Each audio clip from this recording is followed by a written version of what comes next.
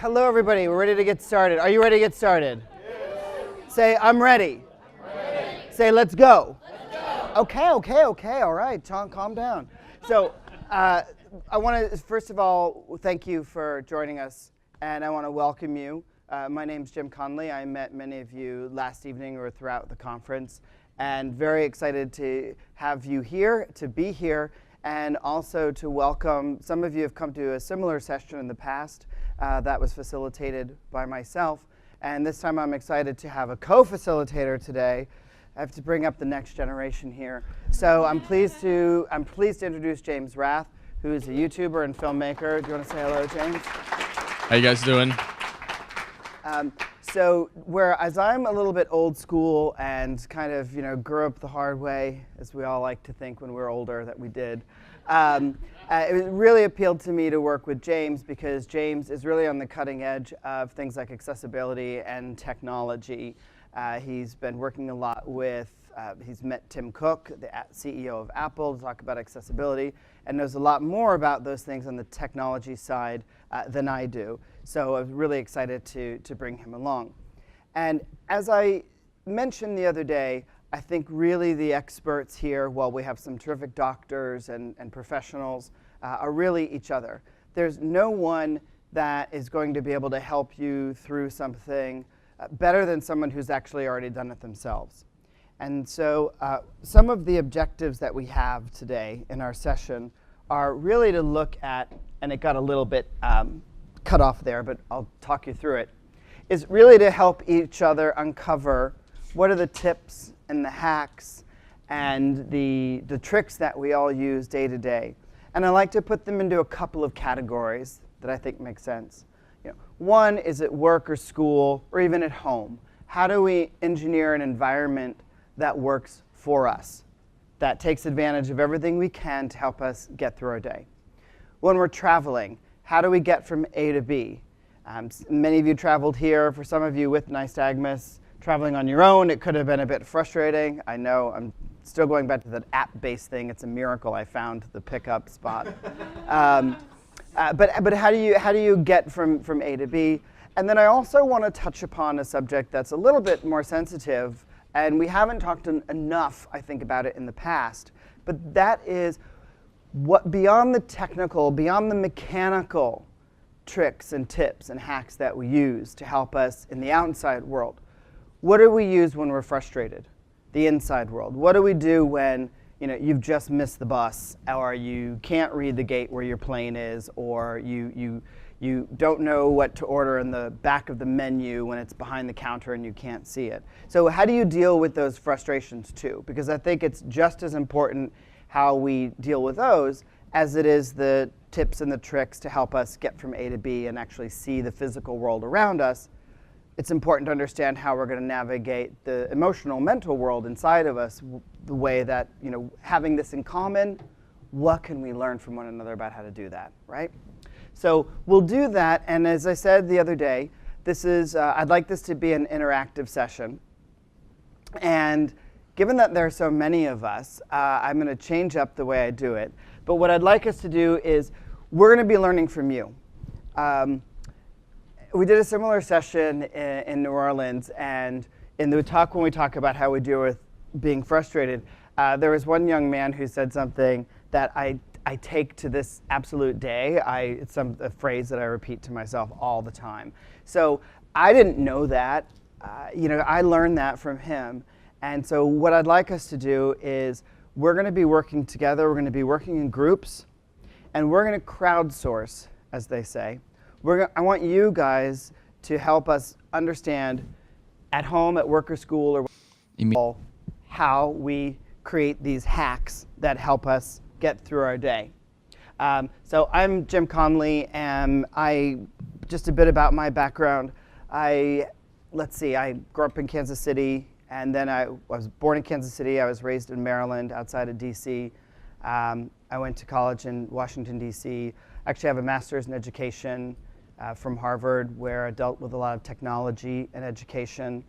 And from there went on to do a lot of work in corporate education, in technology, Spent the last 9 years at Google and YouTube. And at YouTube, I was in charge of something called the YouTube Creator Academy, which was online learning for creators about how to start a channel, grow an audience, build a business. It was in 20 languages, and we had about 1 million creators a month come to the Creator Academy. So I have a background in education and technology. And through my work at YouTube is where I met this guy, James. So James, do you want to introduce yourself and tell us a bit about yourself? Yeah, so I'm not going to try and top that. But also, a quick note, I'm using this mic for our online viewers because audio is a thing. But anyway, my name's James. Again, I met him through YouTube, and kind of cool when you're on this platform and you're a consumer in a way. And I kind of felt like I was the only person who I knew with Nystagmus on YouTube. Luck and behold, a guy who is making the platform what it is, and for creators like me, actually has it as well. So that was pretty like it just felt good knowing that other people out there are doing amazing things. But a little bit about me. I'm only 21. I've been doing video since I was 8 years old. I fell in love with the camera because I could see. I could look through a viewfinder and see something from across the room. You guys all kind of look blurry to me right now, but if I had my camera out, I could see the fine details in your faces, and just kind of cool. I'm a big fan of technology for that. I'm a big fan of accessibility, and so that's kind of why I'm doing it today, kind of following that path and sharing my experiences with others online. So yeah. Okay, so you guys, when we break you out into groups, you're going to get to know one another a bit as well. And as I said the other day, we all have something to learn and something to teach from one another. So I think you're gonna be impressed with what you guys already know and what you bring to this. So here's how we're gonna do this. I've done this so many times, but I'm trying to figure out like how the mechanics of this. Like I didn't think there were gonna be that many people in here. So here's what I think we'll do. We're gonna ask you to come up with hacks. And it may be, I think the definition of a hack is something that works for you. And I like this, it may be inelegant. It may not be the loveliest thing you've ever seen, but if it works, we're going to do it, and we're going to get through. So I think what I'll have us do is, I think the best way to do this will be, the most efficient way will be to have you work, we'll do two tables. So you'll be a group, got it? Okay. You're going to be a group. Got it? Okay. You guys are a group. Now, this little cohort back here, you're a group. Okay. I'm going to take you 3 tables, because there's only 2 at this one. You're a group. You can name your group if you want to. Okay. Okay. And let's do you 3 as a group as well. And you 3, what you can do is you can use this, because there's 3 tables here, you can use these flip charts over there. Okay? And you have a pad on your desk. So I'd ask each group to elect one person to be their scribe. Okay? And what you're going to talk about for the next, and get on it, because I'm only going to give you like 5 minutes to do this, right? But what you're going to talk about is, in these categories, you're going to talk about, let's do first when you're traveling and work or school. And we'll do the when you're frustrated one next. But I want you to spend about 5 to 7 minutes. What do you do? And would you like some examples of what I'm talking about? Okay. James, why don't you give us one example of what we're talking about?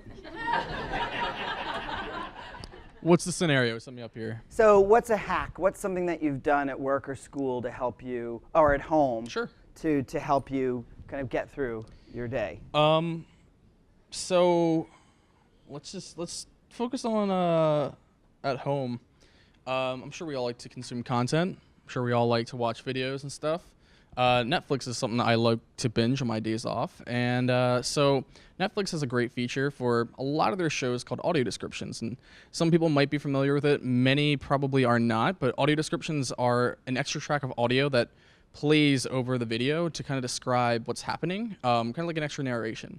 And it's great for people who are blind or visually impaired because I'm going to miss some facial expressions, social cues that are happening between the characters or the actors. And So it's great because it describes all that, and it fits in between the dialogue of the characters, and like it doesn't get in the way. And so Netflix has done an amazing job with it. Amazon just started doing it, and then iTunes and Apple have had it for a little while now. And there's a great site called acb.org, which has all the titles that are listed. All Netflix's original shows have it, so I just watched the entire Marvel series from Daredevil to Iron Fist on Netflix with audio descriptions. And there are times when my eyes are tired, I can just close them and just still know what's happening at the movie. So really cool. That's one, thank you. And in fairness, I'll give one too. So I travel a lot and traveled quite a lot extensively and internationally for work. And one of the big problems I had, or challenges I had, was, you know what, it's like 2 o'clock in the morning and you're in some airport in Amsterdam or Kuala Lumpur, and you've got to get on your flight, and there's the TV monitors a mile high. I'm like, I can't read that. There's no way I'm going to be able to read that. And now where do I catch my flight? So what I would do, and I've mentioned this before, is pull out my phone, see if I can zoom it in with my camera, right? And zoom it in, and even if I can't read it, you can take a picture of it, and then I can zoom the picture in, right? And then I can see exactly where I need to go, no problem. So that's one of my hacks. We had, I'm not going to say this because it's being recorded. I'll tell you later. How various people have used that. So, those are examples of just little ways that you get by. So now I would ask you, in your group, turn around, say hello, and what you're doing is at work or school or home, we're going to group those together. What are some of the hacks that you've seen people use or that you use? Are you ready? Ready, go.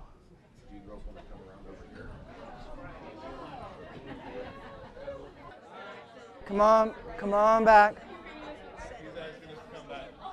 Come on back. Now, when I went to Camp Nystagmus, they had this awesome trick. They had animals. They had like an owl and a snake and like a tiger salamander. And the woman from the zoo had this amazing trick. She broke the groups up into small groups, and she said, now, who wants to touch the snake? And everyone did, and she said, well, my quietest group gets to touch the snake first. And I thought, God, that's so sneaky. It's awesome. So what I think I'll do is I want to start in the back with my biggest group back here. And also because they probably thought I'll be in the back, I won't have to participate. So, sorry. So let's hear from you guys. Talk to us at work, at school, at home. Thank you. Talk to us about what are some of the hacks that you use. What are some of the tricks, thank you, that you use as well. Now, this is just for our friends on the internets. So who wants to talk to us about some of the tricks that they use? I didn't really get a chance to bring this forward when in our group, but being an older person before apps and that. Sorry. It's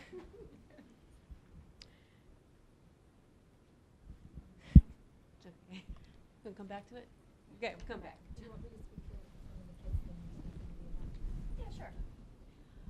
So in our It's on. Hello? Can you hear me? It's not. It's just for the. Oh, okay. So in our group, we have obviously people with nystagmus, but then we have a couple of parents. I myself as a parent. With Mallory, she's now 9, but starting when she was really little, in pre-K, the one obviously sitting her telling the teacher she had to be close, but I consider a hack for a little one is letting others around her know what's going on without them having to ask her or come up to her and make her feel uncomfortable. Sorry, I get a little emotional. So every year we would go into the classroom and we would bring cupcakes with little eyes and read to the class.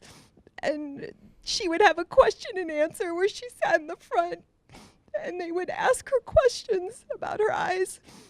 And the kids would give her feedback and say, we think your eyes are beautiful. And, it was just, I consider it a hack because it made her life easier in the classroom. And for children, And as a parent, my biggest concern over anything is just people being mean to her. So that's my hack. Sorry, I got emotional, but I think being proactive so that people aren't coming up to her. It's kind of like you take that card away. You know, for the mean kids, it's already out there. It's not like you're, you know, saying something to her that everyone doesn't already know. And she has support. If there is somebody that comes up and says something, they'll say, that's just how God made her, or that's how she was born, or, you know, keep your comments here. She has support. So for me, that's a hack. Here, here. Sorry.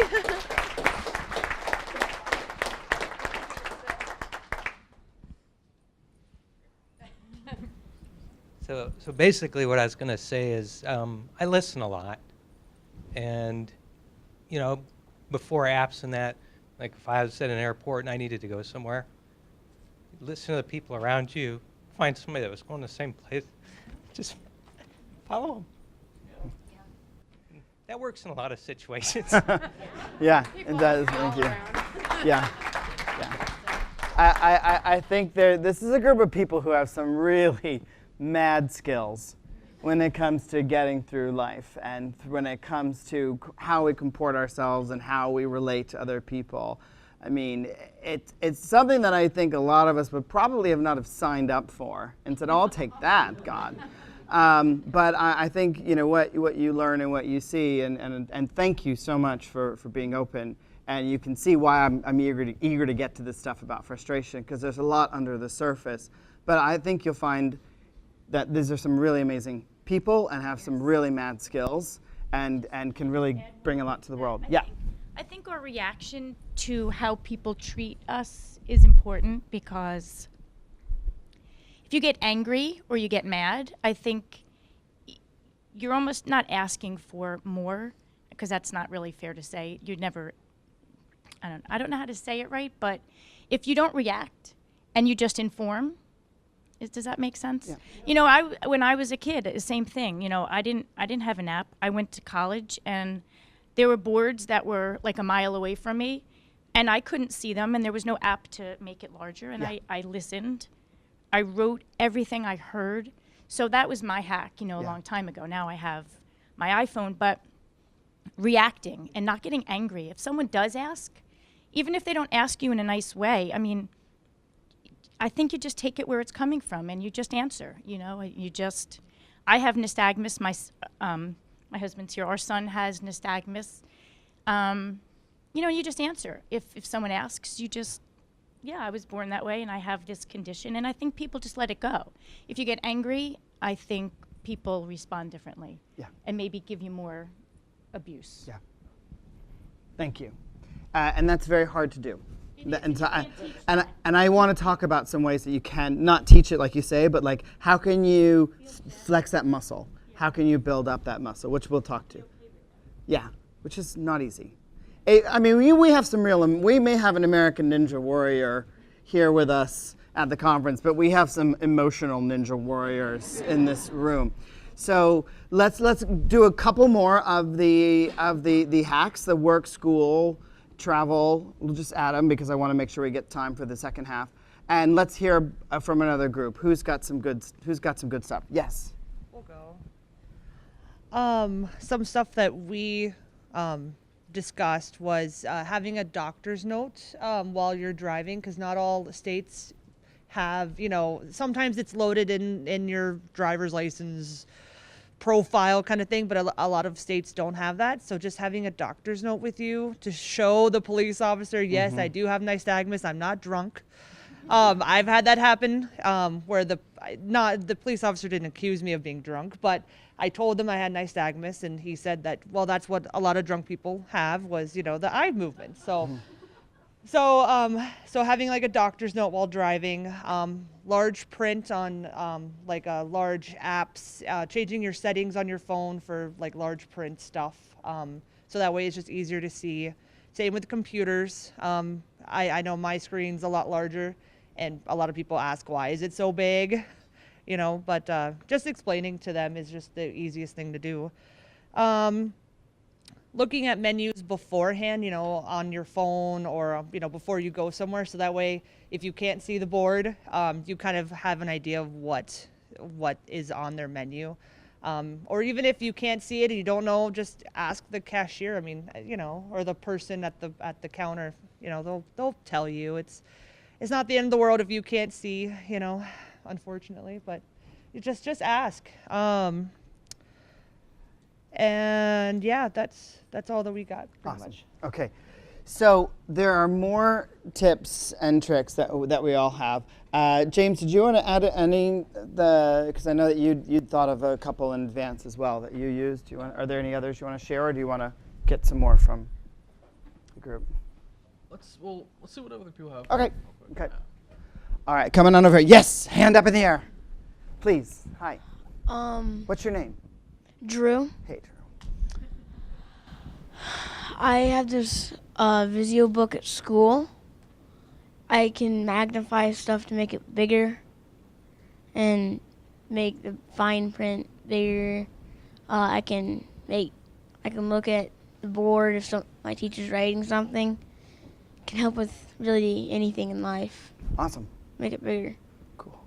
And I can change the words like that, that over there, and it just really helps me.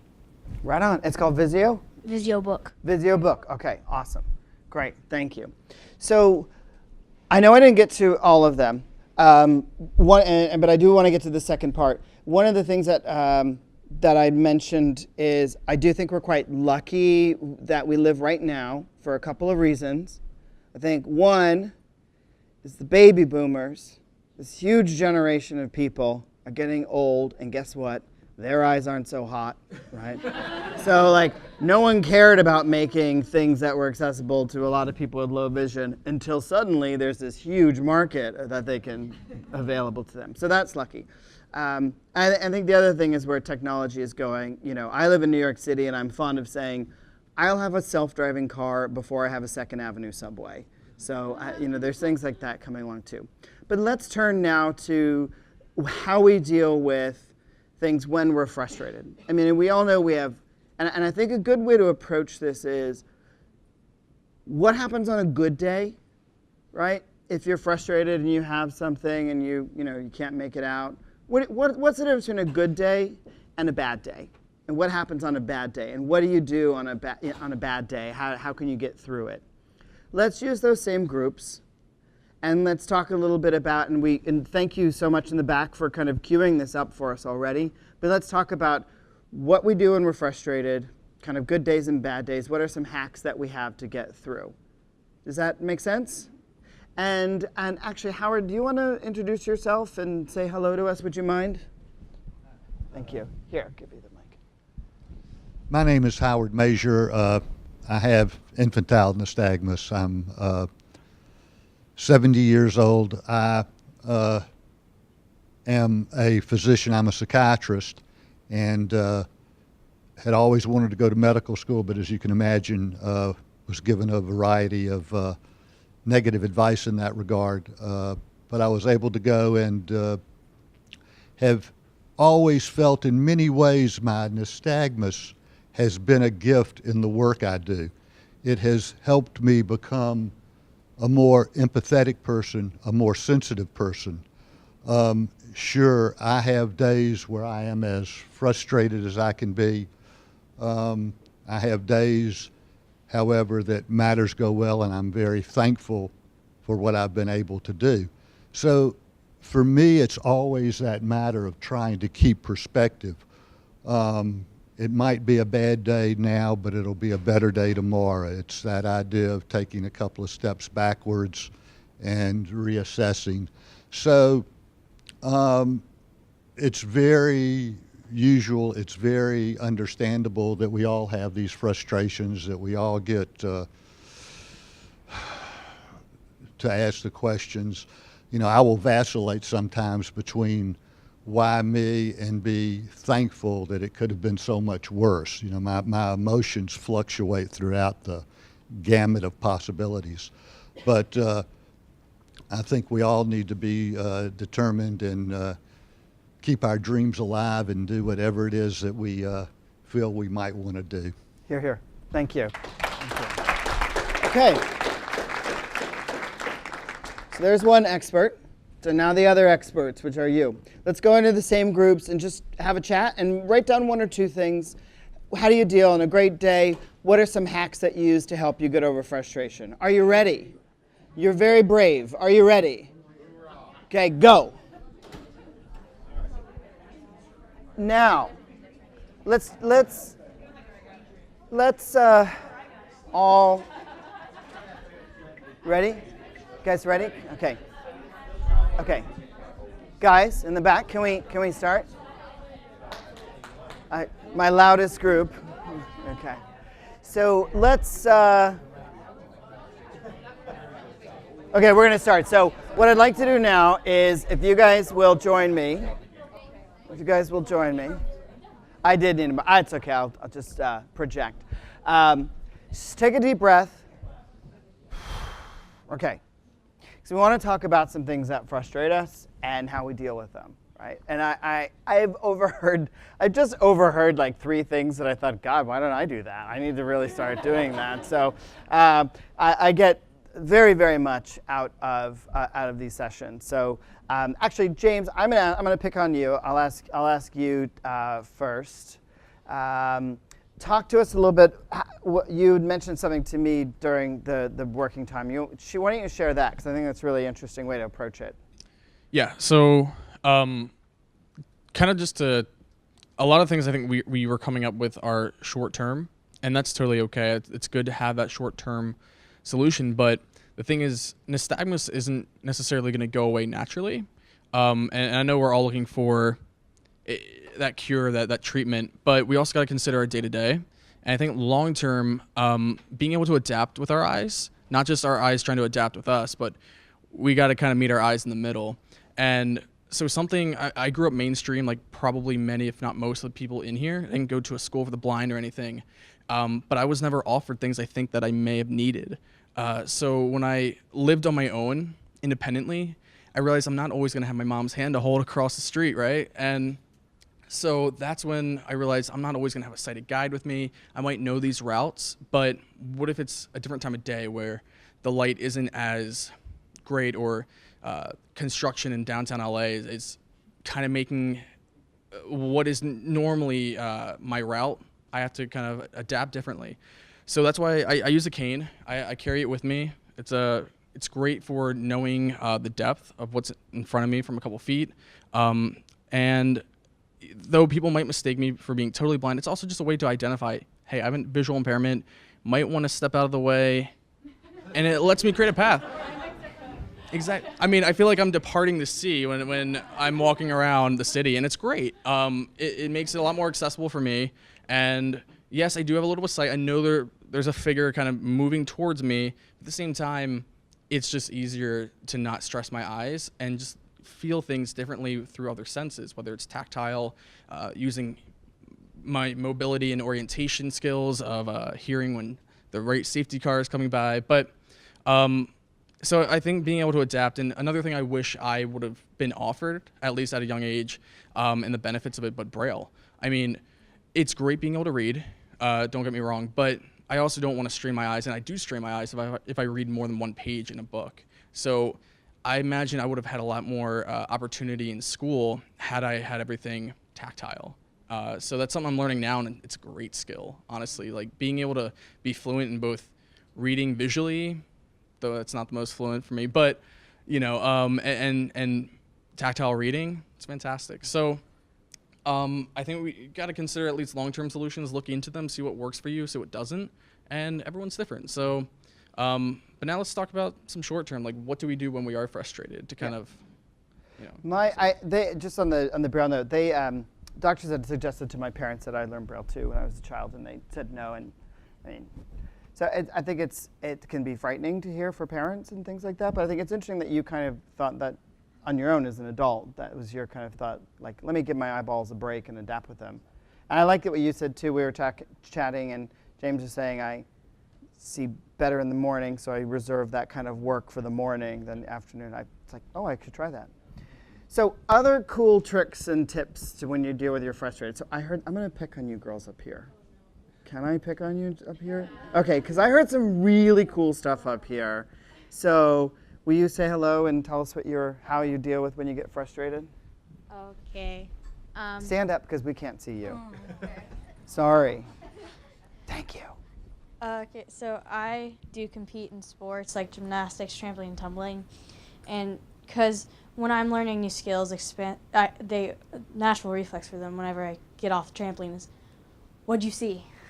And I do not see anything, so I kind of see maybe colors like the bright lights and the ceiling, and then the trampoline under me is not helpful because it's white. So they're like, "Okay, what do you feel?" And I'm like, "I feel I'm upside down." So I do that, and sometimes I get really frustrated because I can't see anything everyone else can, and I'm just super frustrated. So then my coach literally kind of like sometimes purposely gets me frustrated. He's like, "Come on, you can't see anything in front of you. What are you doing?"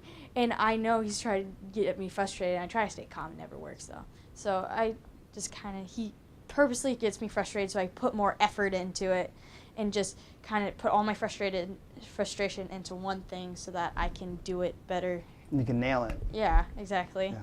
I do land on my head sometimes. So do I. I mean, it works usually.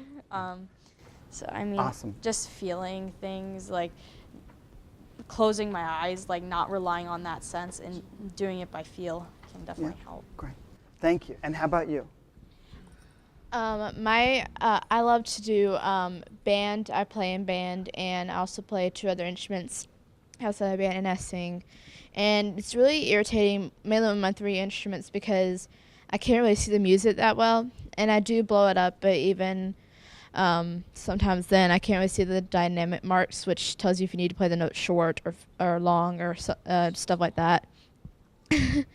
And so I do have a lot of trouble seeing what the note is, because there's like 5 lines on the music, so you have to tell what the note is based on what line it's on, and it's really hard for me to do that sometimes. And I get really frustrated, so I try to do it by ear.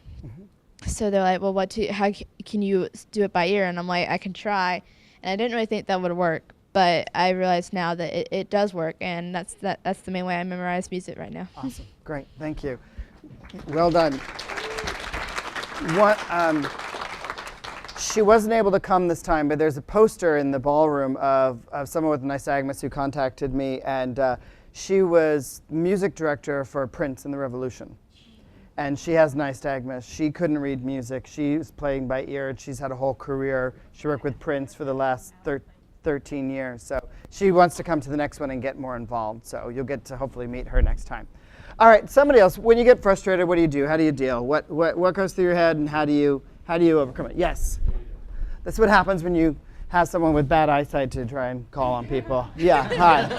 Sorry, I don't have a very loud voice. Okay, so for me with frustration, the most common response is negative self-talk. So the most important... Can you say that again? Okay, with frustration, the most common self-response is negative self-talk. I want everyone to hear that, 'cause that's really important. It's really common, especially because I suffer from anxiety. So the most important tool that I learned was approaching frustration with self-compassion. So thinking, okay, well, if this happened to someone else, how would I talk to them? I wouldn't be mean to them. I wouldn't be saying negative things to them. So that's how I should be treating myself as well. Amazing, amazing. Yeah. I bow down, and it took me 35 years to learn that. So you just saved a lot of people a lot of time. Thank you. A conceptualization about that is we all have an inner child, and to speak kindly to that inner child is very important when that negative self-talk occurs. And you can look at the children here and how we would treat them. That's how we need to treat ourselves. Here, here. Here, here. Hi. You want to talk? What do you want to say? Did you see a snake today? You saw a snake today. You got to touch a snake. Awesome. Great. Thank you. Let's give her a big hand. I always wanted to be Phil Donahue. Okay, up here. Yeah. Hi. Who we got? Over. Yeah, please. Hi. Okay. Hi, everybody. My name's Jay. Hi, welcome. So my father, he passed a little while ago, but he also had nystagmus too. So I had that support. But he would always tell me kind of two things. He would say to me, he's like, well, you could have a worse condition. But the most important thing that you should focus on are things that you can do good, what makes you unique, what makes you great. One of the things that I have adopted as a talent was to draw. And for a person who has a condition that, sight and vision is a problem, to be an artist, being a student at the Baltimore School for the Arts, that was a big, great thing. I mean, you have to learn to celebrate what it is that makes you unique and even celebrate your flaws. So being an artist is celebrating those flaws. Here. So You're here. I encourage anybody to do Amazing. that. Wow. Thank you.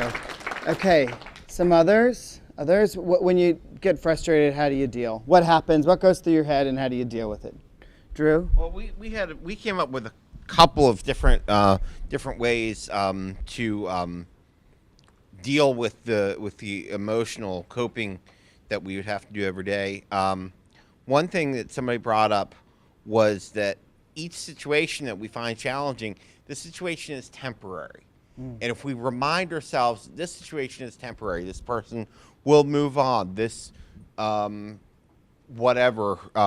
lesson will end, and we'll be able to get through it. So reminding ourselves that it's temporary is helpful.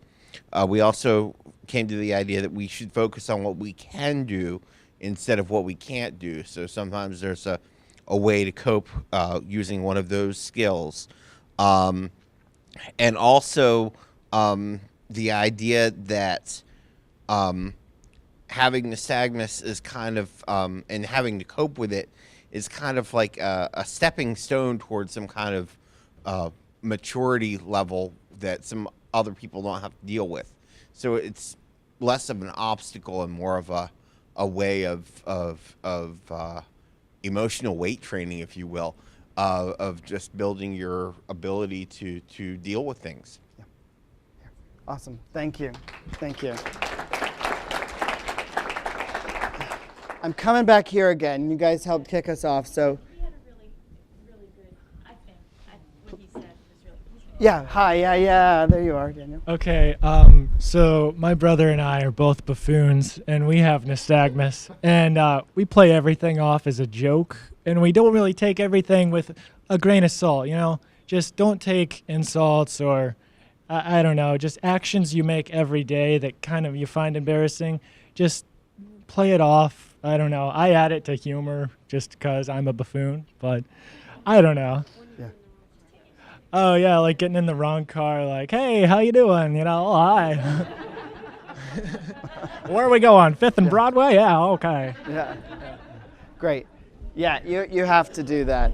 And I think sometimes it's hearing, yeah, thank you. This is great. Yay. Okay, hi, will you pass that back? Thank you. Thank you.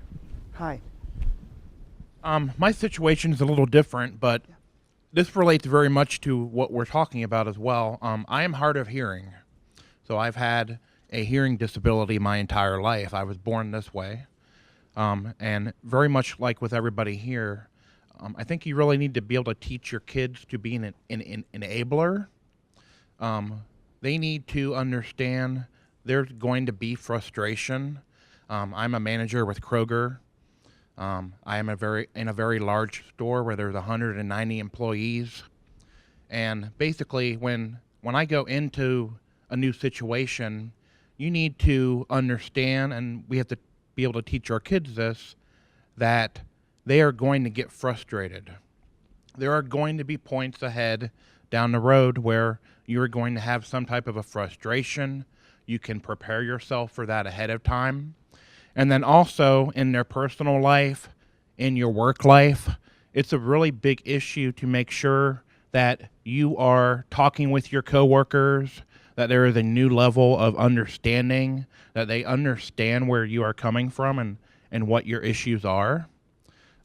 You're talking with your, in my situation, customers, bosses, people that report to me, family, friends. You're enabling yourself to, by educating the people that you are around on a daily basis, to kind of subside some of that frustration from even happening. And humans are amazing creatures, you know. Once they understand and learn, there's more of a bond there, and then you have less of that frustration happening because of that. Yeah, great. Thank you. And I'm very glad that you brought up your being hard of hearing, because I was actually just going to say, look, there could be any number of things going on with us that would mean we could be frustrated. I saw a wonderful documentary about the singer, you know, Bill Withers, the Ain't No Sunshine When She's Gone. There's a great documentary, and as a child, he had a very severe stutter. And those things that he had to deal with, those frustrations, it really hit me really close to the bone in hearing how he dealt with it, because it's very similar to what some of us go through.